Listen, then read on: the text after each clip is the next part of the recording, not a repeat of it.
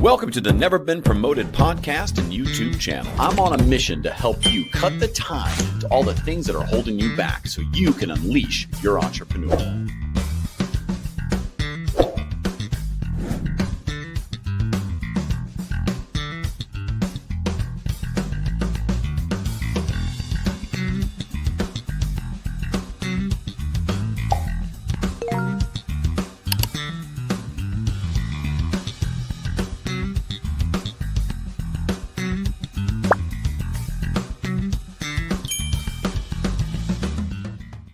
Hey, welcome to Never Been Promoted. Hi, I'm your host, Thomas Helfrich.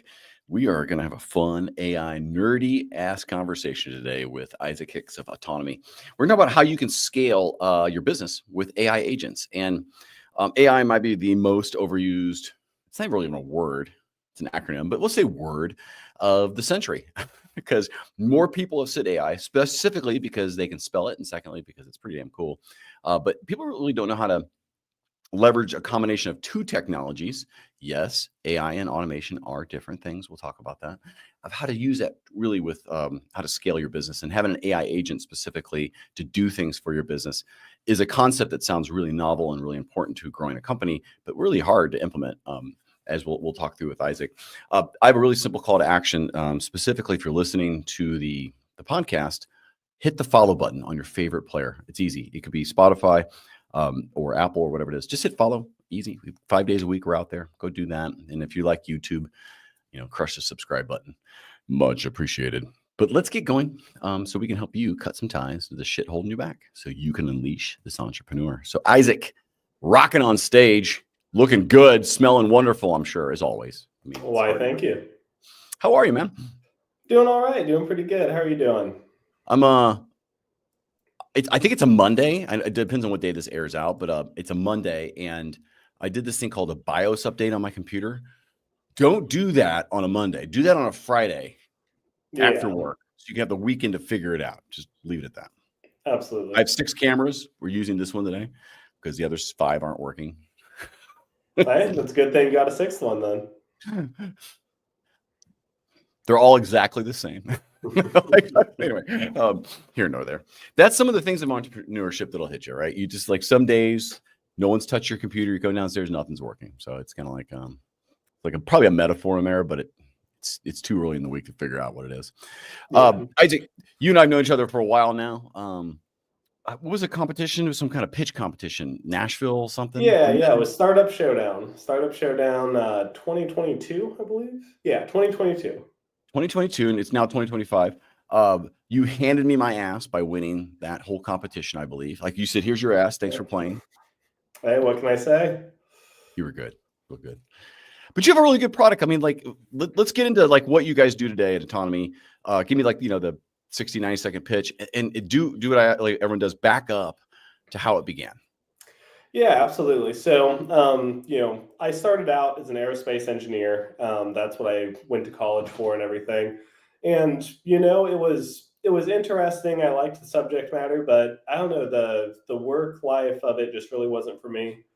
Then after that, I moved on to business consulting. I was working for Accenture. And while I was doing that, I got to see that there was kind of this disconnect between the problems that the organization had and then what the consultants were really able to deliver. There was kind of like a gap there. And, through that, I kind of realized that while a lot of companies kind of go for this staff augmentation kind of kind of solution or this like really big over-engineered project. Really, it's more about this very surgical approach to understanding exactly what the little nuances are within the workflows that you can change and then how you change those. So what we do here at Autonomy is we specialize in going through all of the business processes, especially in companies that are, 2 million, 3 million plus, where things start to get a little bit more complicated, and seeing where exactly we can apply automations and AI and how we can apply this surgical precision into the workflows to make it so that it's nice and seamless. Nothing changes as far as the end user is concerned. It doesn't mess up any of the departments or anything, but it does get you that scalability, the things that move faster, the things that happen quicker so that you can scale up and move on with your business and prosper. Oh, looks like you're muted. I'm still drinking. I have to drink now. Occasionally I have to mute my own mic because I'm back here like having a coughing fit, and I'm like, that would be disruptive to the guest. You've pivoted the company a few times through the nature of this, right? And I always look for the reflective moments. Talk about what you started originally, success you had, what you found, what you hated about it, and why you had to pivot to where you are today. Yeah, for sure. So, what we started with unstructured document processing, and we were of the opinion, based our hypothesis when we got started was that in the insurance industry, there's all sorts of documents, claims, forms, stuff like that. And a lot of the time you have these underwriters that are spending a lot of time just typing this information into business systems. And that takes a long time, and there's value in, making that happen quicker. So we were just trying to automate this data entry process. Now, what we realized is, there were a couple of different things that were wrong with that value proposition, but the primary thing that was wrong with it is that automation was not critical to the capture of revenue for the client. And so if you're not in the revenue chain of the client directly and you're trying to do something that's more administrative or something like that, it's much harder to get in, especially for these large organizations, right? If you have a huge company and you're trying to get in with something that's more administrative or something that's more high level, that's not something that people are really paying attention to. You really have to go after something that's in the revenue stream. That's right. Because we weren't in the revenue stream, we really struggled to get traction. Our positioning was a little off there because we thought it was all about speed, but it's not about speed. It's about intelligence. It's about what can you actually do with that information once you have it. And that's something that, we just really didn't quite understand at first. So, wait, let me, if I can, though, I think that's an important point. I've brought this up on lots of shows, is the following. If you're building a product or service, and this is specific more to bigger B2B stuff, in the individual world, emotions and things that like there's speed that plays a slightly different play. But for B2B to get in, these companies are facing lots of pitches, and all their employees are people who know people, and the CFO is looking at all this stuff of where do I fund things so capital can build capital.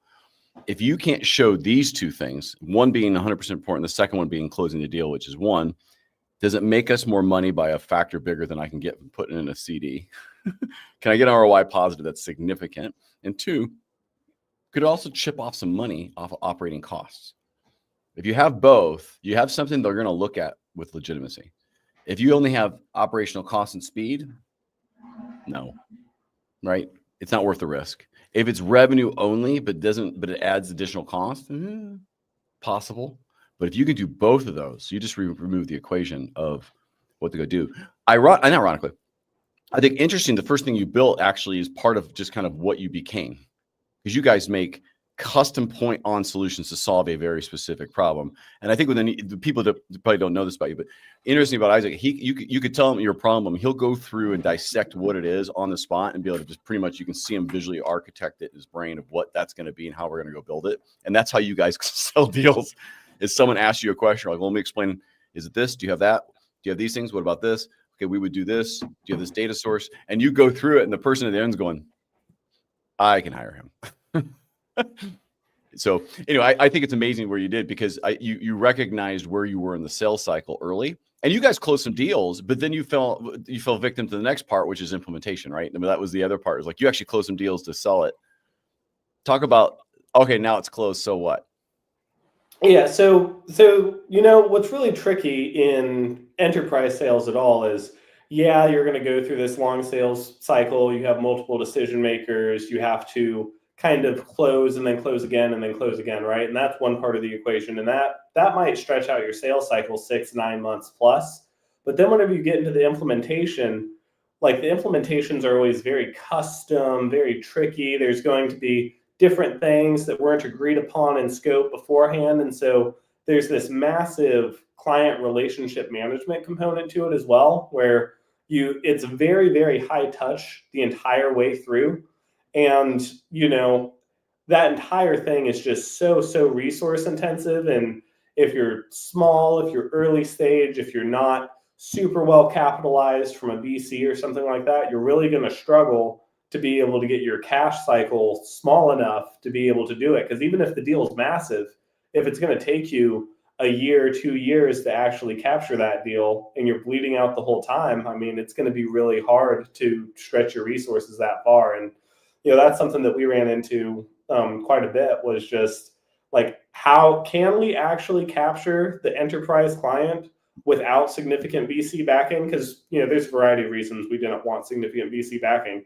And, the answer is you can, but it's so hard to do. And there's just so many better ways, because when it comes down to it, like, you're in business to be free and to like have your own goals met and to like help people and everything. And you don't have to do it that way, Well, it depends. Like you said, I think it lines up to what your personal goals are for the company. You want to be free and have a business that makes money and does things, but you don't really particularly need, if your goal is, no, I want to be able to say I sold $1 billion company. You take the VC money because you wouldn't care about the end result, the product, or you care, but enough to get to the exit of the $1 billion.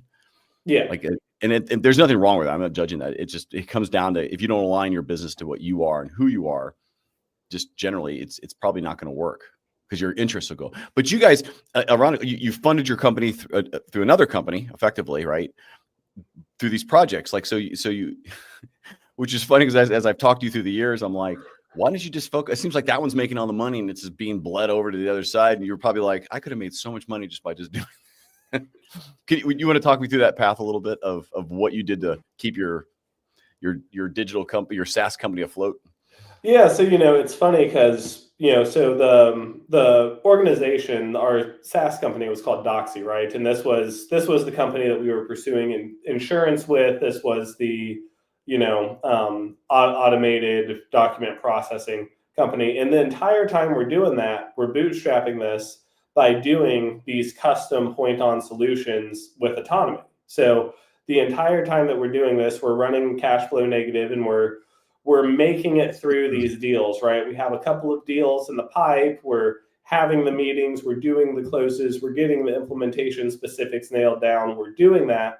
But the entire time we're doing that, we're self-funding using autonomy, which is, these custom automation solutions, one-off kind of projects in order to make, MVPs of different solutions, stuff like that. And, at a certain point, I realized it's like, man, 20% of our sales effort is making 95% of our money. What am I doing? Like, right. what am I doing? Yeah. And so, then we just, at a certain point, we just kind of decided, it really seems like, Doxy it's a very powerful product. I'm very proud of what we've built there, but it really just dovetails nicely into some of these other solutions that we've built with autonomy. And it seems like what makes the most sense is to have autonomy be the organization, and then have Doxy be one of a suite of products that we offer that are able to help businesses get to the next level and really take more of this white glove, high touch approach, but do so with these targeted point-on-point product solutions. I mean, I looked at Doxy, as you explained that too. One of the things that came to mind was, and this is how some of the bigger consulting companies or people who go into product or product service side, is you just build it for one company and just keep customizing it for them with the intent that when they leave, I close it or they buy it and it becomes theirs. And it's like your exit is just, hey, why don't you guys just, give me the 3-year contract value of what we have for it. And now you're like, you get a chunk of change or, and you're like, because I mean, that's a strategy for it. It's like, I'll as soon as that, if you have like, as soon as that customer's gone, I'm gone with it. You might as well just sell it to them. Yeah. Yeah. And like, I think that's another one reflectively looking back. We kind of went a mile wide and an inch deep with Doxy starting out just because, we saw how much opportunity there was where we could build this infrastructure tool and then just kind of, configure it however we needed to for all of these different companies. And we thought that's the big vision, right? That's how we're gonna make $1 billion, is we're gonna be able to have this like custom turnkey solution for everybody. But the thing is, like, we were wrong twofold, right?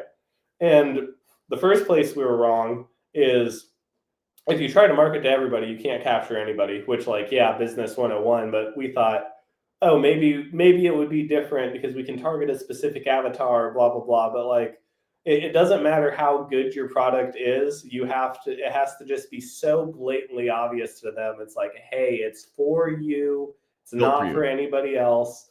And like, if you can't do that, you just get lost in the noise.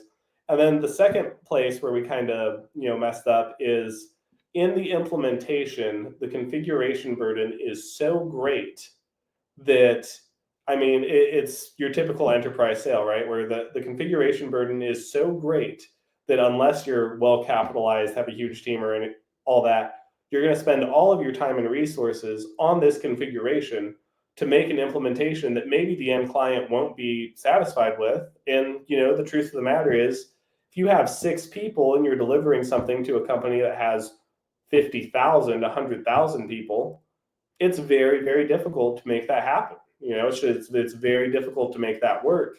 And,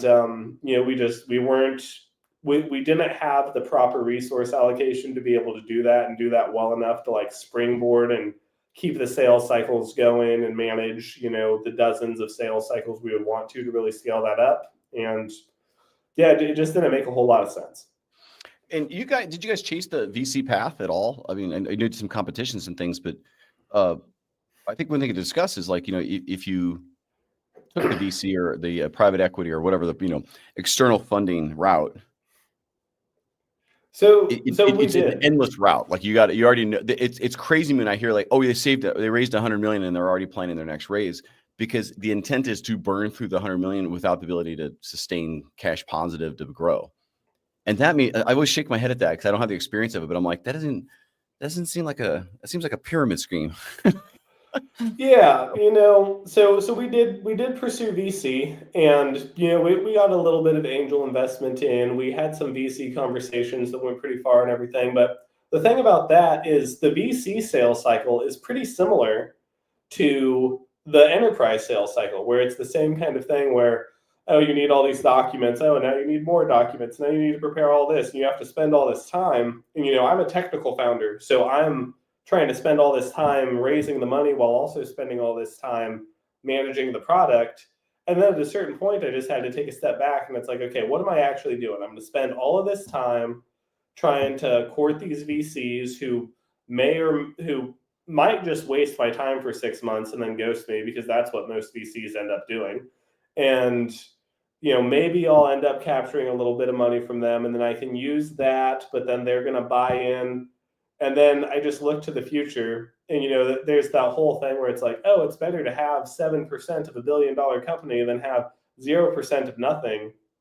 And I look at that and I'm like, why not just do things a little bit differently and have majority control of the large company? And I didn't sign up to eventually lose majority control of the thing that I worked so hard to make. And then I bought myself a job, but now it's higher paying, and now I get like some validation or something. I don't know. It was not the right personality fit for me to go the VC route. And at a certain point, I kind of realized that. Yeah. Well, I mean, sure, if you could sell it for $1 billion and you get 70 billion when it's all done, or 70 million out of it because you're 7% or whatever it is, right? Or I don't know if I have that math right, but I think that's that. Right? 70. I think it's 70 million. So anyway. Or you could be 100% owner of something that makes 7 million a year for 10 years. It's about the same. And you're like, and it's yours. And you could then go sell it probably for 20. And so 21 as a services company. And I guess my point is people, I know it's instantly irrelevant. We started off as an AI company. That's when we were like, hey, we're going to create content with this because we understood the open AI places a little bit. And quickly I saw how much VCs wasted time. You're like, you have AI. We actually had revenue on the concept, but just manually delivered. Like we were raising money just to create digital versions of that. So we didn't have an AI version of that, agents effectively.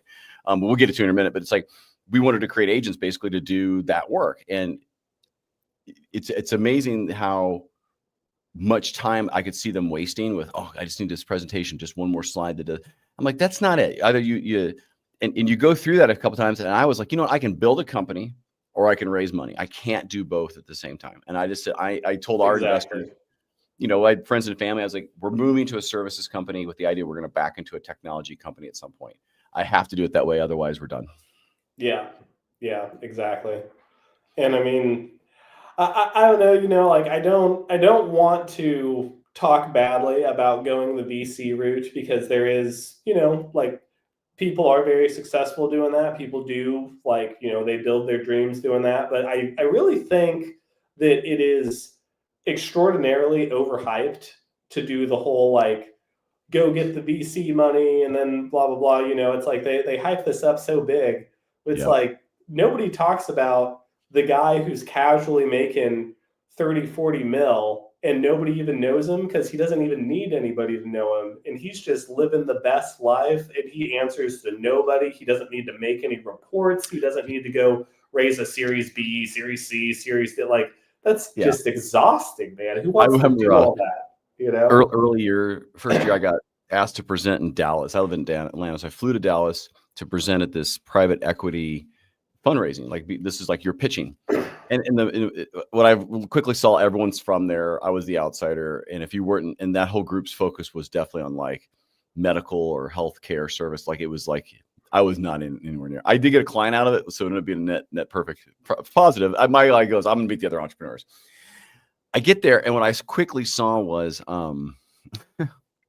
like how like regional it was. Even it's like I had no business being in Dallas at all. A friend of mine who was from there, he got me in that.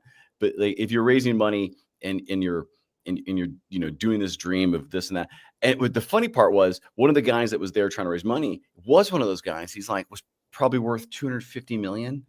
Flew around in private jets, and he was like, "Oh, I want to go build like a multi-billion-dollar company." And I kept up with him, and he's like, "Yeah, I got away from that. I'm just funding my own thing now." It's like, and even he was like the guy you never knew. I think he sold like pallets of wood or something. I don't know what he did, but he just made tons of money doing shit. You'd be like, "What?" Let's move this. Just conscious of time.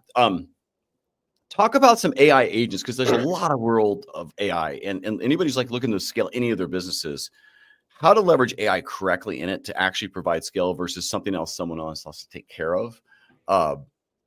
We struggle with this. Sometimes we get these tools and I'm like, I look at my credit card. I'm like, why do we don't even use Loom anymore? Why, like little things. And you're like, and so tell me how to do it. Like, just walk me through the way to use an AI agent and what an AI agent is to you. Just give us the playbook a bit. Yeah, absolutely. So first of all, to start off, what an AI agent is a combination of artificial intelligence and automation in order to perform a task that would typically require a human being to do. Now, AI agents can be as simple as like a workflow where there's content that gets generated or something like that, or it can be as complex as a system that has a continuous loop of recollective reasoning that touches every piece of your business and kind of acts as an overall controller, right? Now, what I've seen lately, especially looking at LinkedIn and looking at everybody who's blowing all this stuff up, is like everybody talks about like, oh, these agents are so amazing. Look at, I have something that can automatically schedule stuff on my calendar. Oh, I have something that can automatically write an email for me or whatever. But it's like, that's cool and everything, but is that actually driving any value, right? And like, is that actually doing something that is getting an ROI and saving some time in that business? Because yeah, it looks cool. It looks amazing to see like these things happening all on their own, but if it's writing bad emails or if it's, scheduling things on your calendar that are not necessarily the correct things to schedule, or it's not handling that correctly, it's it's not actually doing much. And then there's also a lot of focus on these agents that are very flashy, but they don't do it. So like this meeting scheduler is an example, right? So something that can read an email and then schedule the meeting from the email. It's like, that's pretty flashy, but that's only saving like actually 10, 20 seconds every time you need to schedule that meeting. What's much more interesting is an agent that can handle the entire conversation up to the point of setting the meeting and then setting the meeting, so you can cold convert to appointments without ever even interacting with the cold lead. Like, I'll give you that's the yes, totally different the ballgame, yes, right? yeah, the yes and on that one, the improv, right? Yes, and it puts it in the right go high level or your email filter and drip sequences, and has gotten them to say, yeah, I'd love to get some emails about this, and this. And it's customized an email path for them in the future for your newsletter. That would actually be useful, because that way I don't have to downstream think, okay, I have to tag it, I have to drag it, I gotta go do this, or I have to explain it to a VA or somebody else to do it. It's crazy. There's some questions coming in from LinkedIn. Yeah, Let's take those real quick if you don't mind. absolutely. Always like to see interaction. Thank you, by the way, for LinkedIn. I think LinkedIn fixed something, because we weren't seeing any connections from LinkedIn for a long time. I guess LinkedIn's broken. Damn Microsoft. Bill Gates, get him in here. How can AI-powered automation revolutionize your business processes and drive strategic growth? I think maybe through example. You want to give an example of where that's when you're. I know you have some pretty cool customers that's done this. How would you answer that? Yeah, so I'll first give an example, and then I'll talk about what the overarching strategy is. So an example is, I had a client who is in a products-based e-commerce business, right? And something that they were struggling with is that their warehouse was very hard to manage, because they would get these orders in, and then they would have to deal with all sorts of stuff around the orders. They'd have to pick the orders. They'd have to make sure that everything was being tracked out of picking that order, enter it into the spreadsheet. And then they're trying to gather intelligence on where they're sourcing their products from in the first place, to see what sources of products are going to be the most efficient. And all of this is being done by hand in spreadsheets, and people are making mistakes putting this in, and there's just this huge burden of trying to capture and collect the data while also fulfilling the service of picking the orders, packing them up, and shipping them out, right?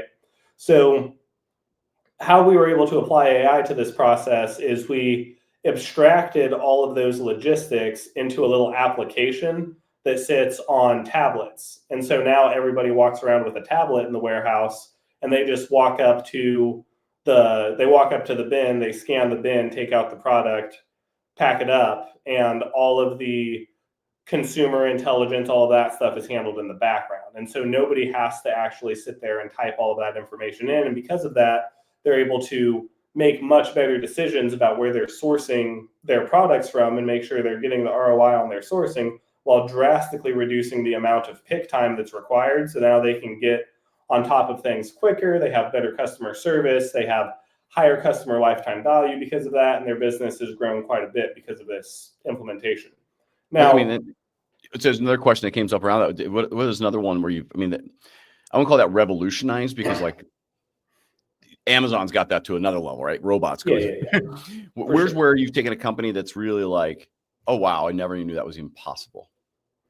Yeah, so another major one that we have is, we helped this organization that was in like healthcare fulfillment logistics, right? So they take care of organizing everything between the claims processors, the insurance carriers, and the actual end client and providers, right? They're kind of the middleman for all of this. And they receive everything through email, and then they have systems that they're using to track. And it's essentially that they're acting as an admin station for all of these organizations to interact and orchestrate together, right? So what we did for them is we set up agents on top of their email inboxes that could understand what was coming in from that email and who it was coming in from, and automatically pull out the proper information, put it in the proper place, write down all of the stuff, and kick off all of the new workflows, right? And because of this, what used to take, a team of 20, 30 people 4 hours a day to do is now being done by a single AI agent, and like they get emails continuously. So it's hard to, say time for time, but I mean, they don't spend any time on this anymore because the AI just does it, right? And that takes me back to what I was talking about of how do you actually find value in like process automation with AI and all that? There's all this noise. And really, it's a 3-step process, right? The first thing you have to do is you have to be able to abstract all the decisions that occur to some kind of standard operating procedure. If you can't fully define what's going on in some kind of standard operating procedure, then it's not really a candidate for automation. And maybe there's some decisions that require judgment and stuff, but it's like, what are those judgments? What are those decision points? And you really have to have it mapped out to the point where no matter what the scenario is that comes in, you know how to handle it, or maybe there's like a couple edge cases that you can send off to another person. Once you have that, then you can build the logic around how that's going to be automated. And you want to be able to compare on a time for time basis. And so, you know, if you're an accounts payable coordinator and you have an invoice that comes in and the automation is, how do I get this invoice into all of the tracking spreadsheets that it needs to be into the ERP, and then how do I send off whatever needs to go back to the client? Maybe that takes the accounts payable clerk 3 minutes. Maybe this could be done by an automation system in 7 seconds, right? Once you can do that time for time comparison and you understand the volume that's there, then you can calculate ROI. Then you know if it's worth your time to automate. Then you know how much value you're actually going to get out of doing that. Because there's also plenty of automation projects, system projects that don't go through this step of really making sure they understand what the ROI is going to be. And then they end up just automating things that don't need to be automated. You know? Well, extending that with the idea of AI, so automation being a different technology from AI. Yeah. A lot of the time on the easy ones are 3 minutes. Like, and a lot of the time that's the outsource, that's the BPO candidate. That's where it goes to India or wherever else to be done. The time savings are on the exceptions. Yeah. Where you kick them out. But if there's no learning mechanism, which is where AI, I think, injects itself to learn from the data of how they did it and get the positive feedbacks or whatever else of, hey, this is probabilistically above a certain number. It's like that in the past. At 99 percentile, they've answered it this way. Automate. This is where AI can be inserted in, is when it's kicked out to a human. To learn from that, to build into the automation with the idea that there's checkpoints, but there's just use probabilistic levels to say it's okay to automate that because it's similar enough. Is that fair? Is that where the AI would be inserted into an automated process from your perspective? Well, so there's kind of 2 places where you really see AI can take a lot of the heavy lifting. So the first is anywhere where there needs to be some kind of natural language generation or some kind of natural language based logic. So things like writing copy, writing emails, generating reports, sending spreadsheets, anything that requires a more, text-based reasoning, text-based logical analysis, that's a ripe candidate for AI. And then another ripe candidate for AI is when you have some kind of big data problem that needs to be solved. So an example of a big data problem that needs to be solved would be, which one of my suppliers for a given product is giving me the best bang for my buck, right? And so it's like, you're going to have the products that are coming in. Those products are going to have different lead times. The product quality for each of these suppliers is going to be a little bit different. The return rate for each of these suppliers is going to be a little bit different.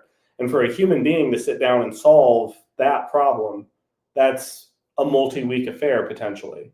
But that's exactly. AI could look at how long it took to respond to emails and how many emails were sent and the contextual nature of that, or the tonality of it, of likely impacted that, customer service agent of quitting. And like, there's the real data that starts getting fuzzy, if you will, but that it's real and it's measurable because of a human could never do it. Right. They'd have, maybe they could have a conversation with, whatever, but, I think how to apply that is a whole different process in itself. I mean, that's like next level, right? It's one thing to do an SOP and automate it. It's another than to introduce basically the smartest employee that's learning all the time to your team.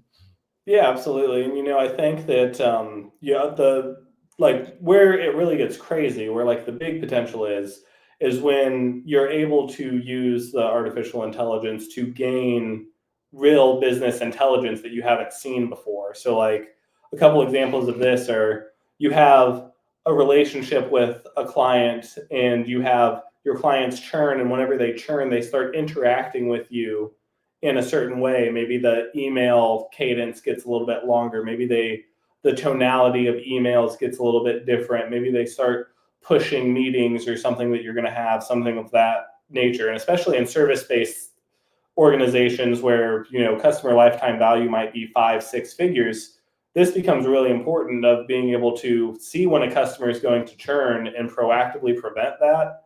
And that's the kinds of things that AI can see when that customer is going to churn and let you know ahead of time, so you can offer them that promotion, that extra attention, that whatever, in order to save them and then boost your customer lifetime value. And that's like where you really start to see the value of artificial intelligence beyond simple automations.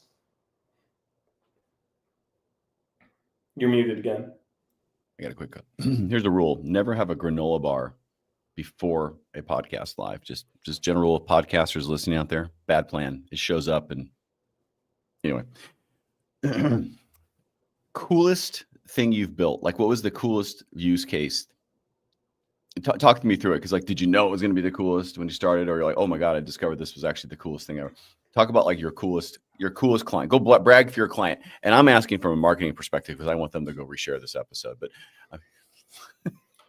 yeah, absolutely. So I think the coolest thing that we've built so far is so for one of my clients, we built a system that helps organizations take advantage of tax rebates when moving from non-renewable energy sources to renewable energy sources, right? So especially for manufacturing companies who have very large electric drains, like they might stand to make huge amounts of money in rebates by switching from, you know, gas power to solar power or something similar to that. So what we did was we built a platform that could ingest the electric bills and gas bills and all of the bills that they get, and then automatically do the calculations to look at the CO2 equivalent of the before state and the after state when switching to renewable energy sources, and then generate the report that's required in order for them to get the rebate back, for this other company to get the rebate back. So not only is the tool able to sell itself by being used by the renewable energy provider to get the switch, but it automatically generates the assets that are required for that company to be able to get the money back to pay for the install. And so essentially, our client is able to go to their clients and say, this isn't even going to cost you anything, because we can find the money for you and get the government to pay it for you in order to do these installs and then do that install. So they're essentially selling a free product because we've enabled them to sell a free product to their clients. And because of that, they're growing exponentially. They're able to do all sorts of amazing things because, I mean, it's easy to sell something for free. I mean, some days it's got that value still, right? Yeah, of course. I'm just happy I'm not on mute when I got back on right now. That small things in life.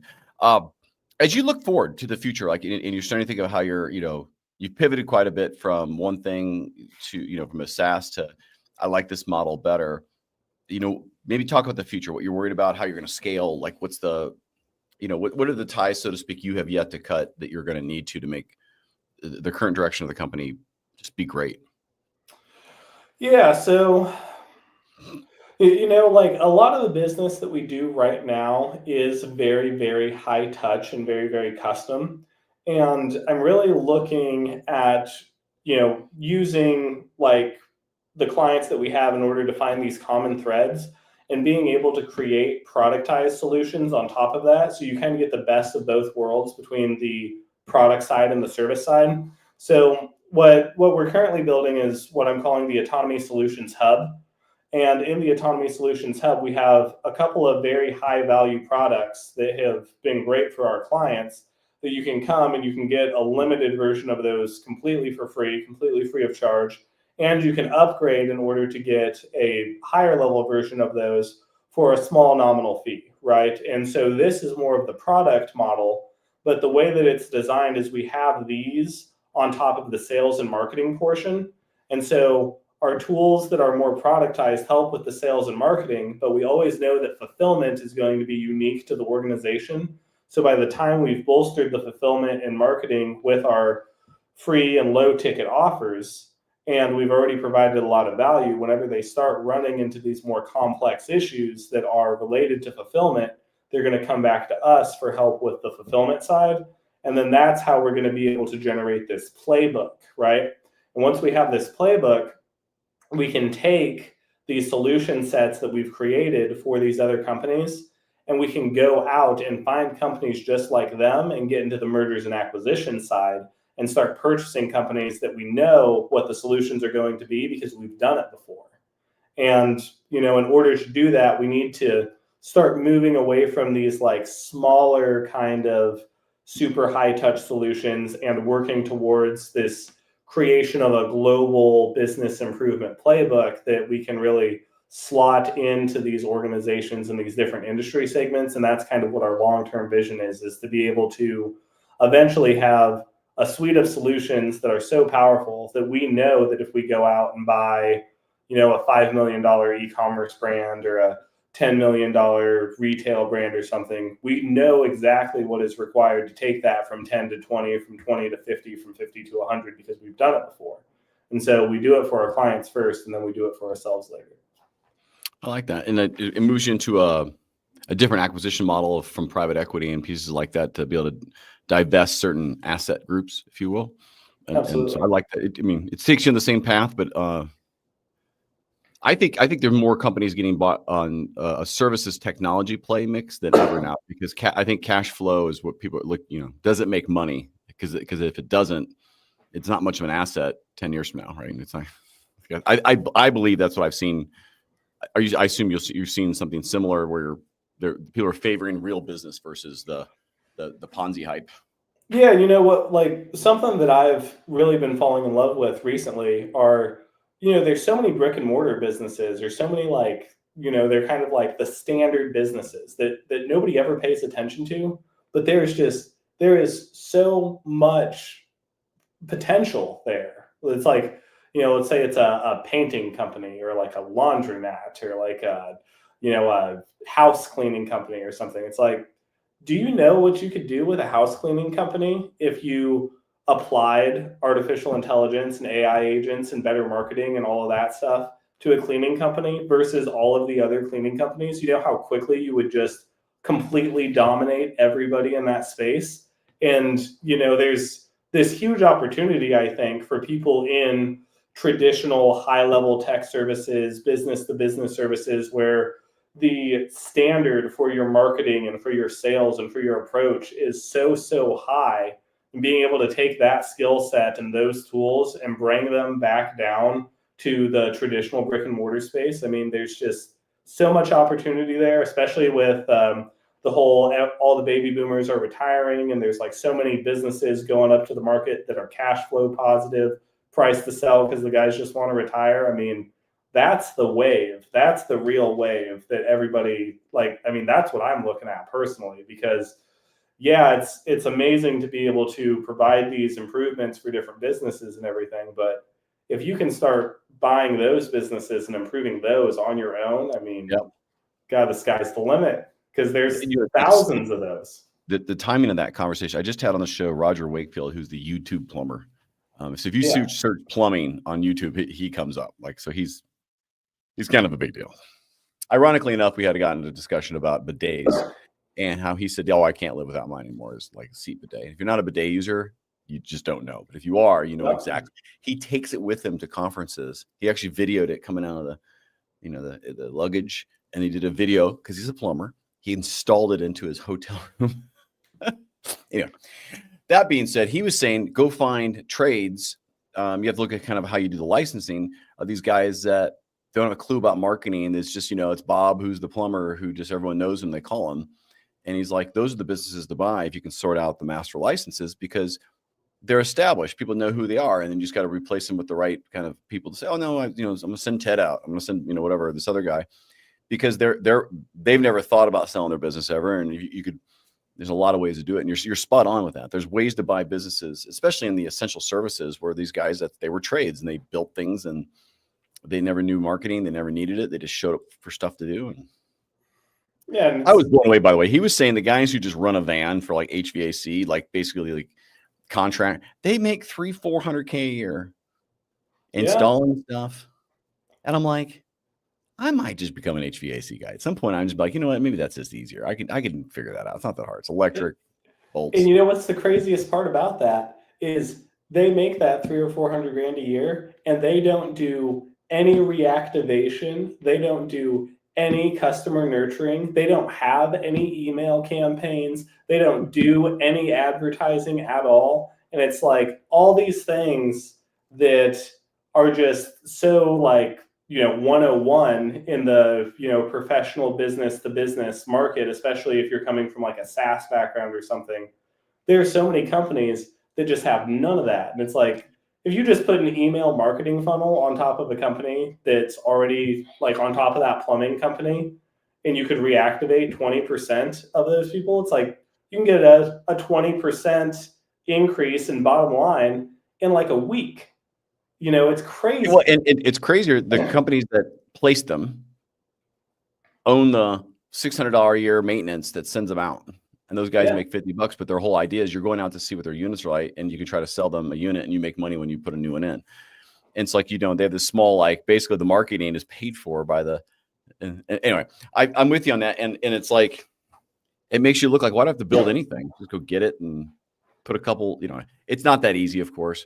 Yeah. But I think when you start looking at like technologies to apply, like you said, to brick and mortar, things you never thought about it, in the simplest of proven fashions, you can really make an impact for it.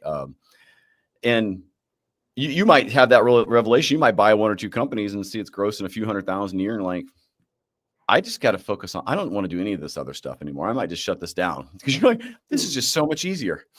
No, but what's funny is those same opportunities that exist in brick and mortar, they exist in like, traditional professional services businesses, right, and in SaaS businesses and stuff too. And that's really where like the AI agents and the surgical approach I was talking about before really, like, that's where it really works its magic, because it's like, do you have a custom targeted remarketing campaign that can go study the person that bought from you before and go learn about what they're currently doing, and then send them the well-timed message about, oh, I see that you're trying to move into this market. Here's 10 tips that we have for how you can get into this market easier. Because that's something that AI can very easily go out and, look up their LinkedIn, look at their recent business history, see what the news is about them, and then send them that message that is going to be relevant. That's something that's pretty straightforward to set up, that you can just print off the back of that, because of course, they're going to want to know more, because it's exactly what they're doing. But how much time would that take you to do on your own when you could have an AI agent just do it for you? And those opportunities exist too. In conscious of time, just into this, I will tell you, like, one of the agents I may build for, like, we do this manually right now, after going to PodFest for the week for a conference. I see all this stuff people care about, like huge interest in monetization, huge interest in this and that. I went to an SEO track, and they gave like kind of step-by-step of how to build your podcast through SEO. And I never really considered it as like the actual strategy you should use for it. But I was like, man, it'd be nice if something would like continually look at the monitor, the competitors' current topics, keywords, come up with my long phrases, but also inject where we are unique, but specifically automate the Google keyword planner for the week of what's low volume, high search term that's in that keyword set. So I can just go create content that week on it instead of me having to do all those steps. So I'll leave that out as a challenge. If you want to throw me that tool, or that'd be great, because I could sell that day after day to every podcaster on the planet. Like, hey, this thing just does your keyword planner based on your competitors, your value prop. Like, I can imagine the fields. What is your, where are you different? Here's what your topics should be in this week specifically because of how the keywords are set up. Go do 30 minutes on this and here, and make sure you're using these kinds of keywords. I assure you that would work. Yeah, the trick with SEO, and this is something that I think people struggle with too, is whenever you're selling SEO, like the results of SEO are delayed. And so what you got to do whenever you're doing something like that is you gotta make a loss leader out of it, and you got to allow yourself to just provide the service. You just provide the service for like 3 months up front, 6 months up front.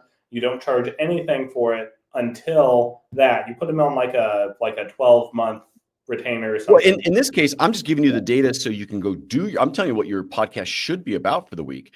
Like, I agree, like loss leader or not, but this, you're not even talking about like doing the SEO. You're just talking about what should you make? The tool. So like if I had a tool that looked at my competitors, looked at my niche of where I'm trying to fit in, looked at the free Google Keywords Planner, whatever, and said, hey, these are currently this week low volume, high volume, low competition words that are near where your brand is and what you're trying to do. Here's like 5 long keyword sentences, how to do this, the 5 magic steps of X, whatever.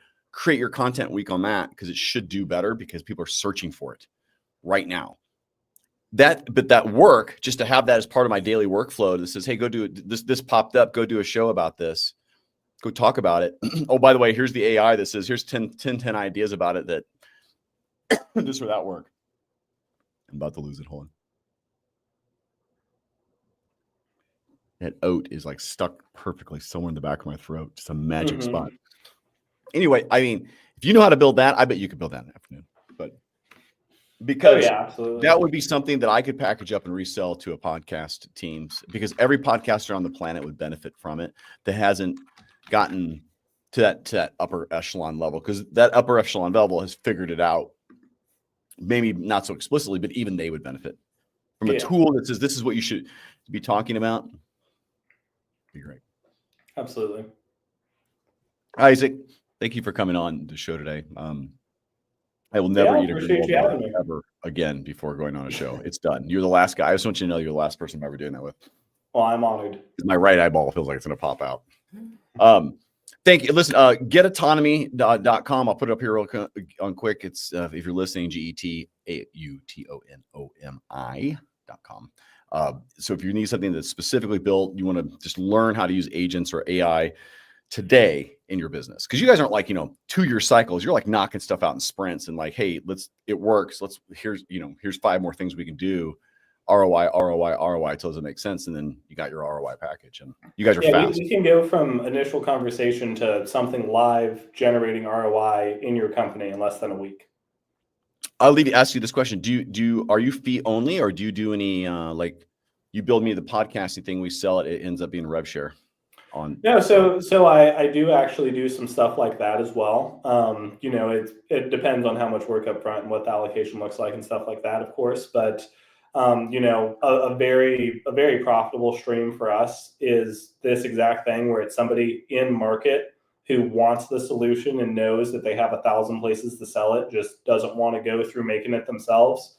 It's like, if we can make it and then we can have some kind of joint partnership about it, we're happy to be the silent partner in the background that's cranking out the fulfillment while you use your name, your brand to go sell the thing. It's a win-win for both parties.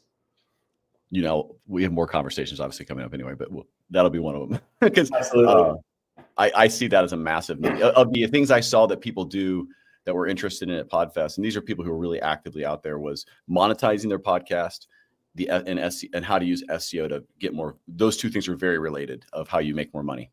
And so we'll follow up with that. But if somebody else has an idea that you want to pitch it, getautonomy.com. Absolutely. Thank you, Isaac. I'll be right back with you. I'm going to say goodbye to everybody, but I appreciate you getting on here today. It's been great. Sounds good. For everybody who's still here, thank you.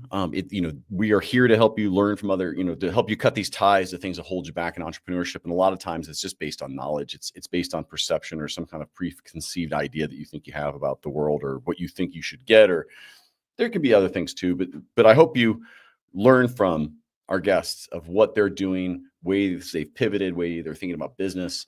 And I hope you reach out to them if you have a need for what you're doing, because they're not on here by chance. They actually really do well. We really curate our guests to an idea of they will add value to your world. So thank you so much for listening tonight and today.